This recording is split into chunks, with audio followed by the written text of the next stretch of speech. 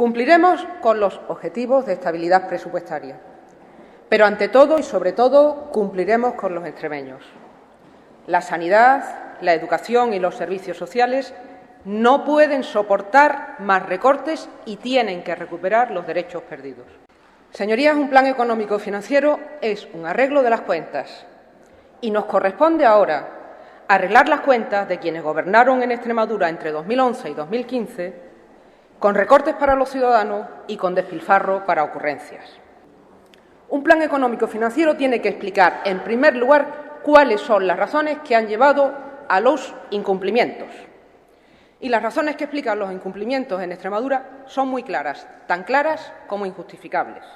Con el déficit disparado, la deuda aumentando, los gastos descontrolados y el plazo de pago a proveedores excedido, el Gobierno de los populares, en alianza con los comunistas de pacotilla, de Izquierda Unida, hipotecó el porvenir de los extremeños. En diciembre de 2014 presentan unos presupuestos para 2015 inflados, de nuevo inflados. Los presupuestos generales de Extremadura para 2015 contienen 610,8 millones de euros ficticios, irrealizables. Algunas de las partidas demuestran auténtica mala fe. El Gobierno del Partido Popular en Extremadura gastó, gastó y gastó. Se preparó la campaña electoral con los presupuestos extremeños.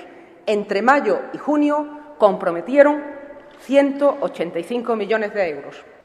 José Antonio Monago, tras perder las elecciones, cifró el coste de la apertura de los comedores escolares en verano en torno a 700.000 euros, algo que, según él, no podía autorizar un Gobierno en funciones.